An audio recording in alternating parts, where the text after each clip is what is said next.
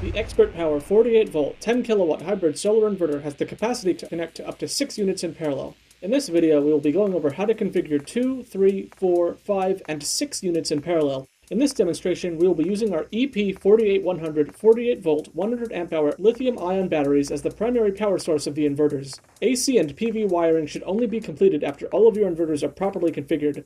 Warning: a certified electrician must perform the final installation. We do not advise doing this installation yourself. We only wish to educate you of the process needed to hook up a hybrid inverter. Before you connect your battery bank to the inverter's DC terminals, it should be noted that for parallel inverter systems, it's highly recommended that all battery lengths are as closely matched as possible, especially for large parallel battery banks and inverters. This is more easily achieved by using properly rated bus bars as a common point of connection in your setup. Uniform battery lengths to your inverters will allow for consistent voltage and resistances. After verifying your battery polarity, switch your inverter's battery breaker to be closed so that the current can flow from the battery, and then connect the battery cables to your inverters. Please note that we are intentionally glossing over important steps such as pre-charging your inverter's capacitors beforehand. Please consult your user manual and other relevant documents for more information. After both inverters are hooked up, turn on a single inverter by pressing and holding the green power button on the right face of the device for at least 5 seconds to start the 20-second boot up sequence. The inverter isn't fully on, so press and hold the power button once more until your inverter's AC output indicator appears, as well as a voltage number that matches the voltage of your batteries. Press and hold the enter key for at least 2 seconds to enter the settings mode.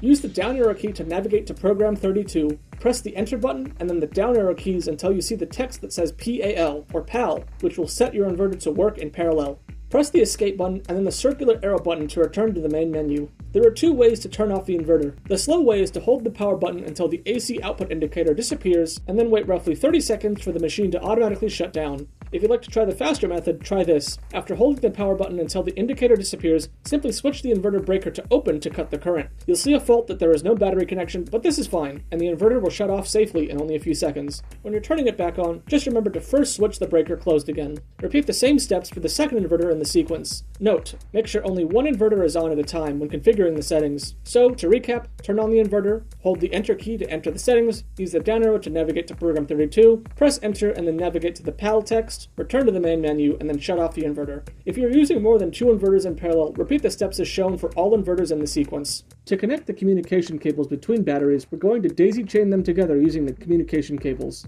In the rightmost pair of RS485 ports, plug one cable end into the left port on the first battery and the other end into the right port on the next battery as shown here. Repeat this pattern for each battery in the stack. Now let's connect the inverter to the battery bank. With the topmost battery in the stack, find the leftmost RS485 port on your battery and plug the BMS cable's battery side head into it.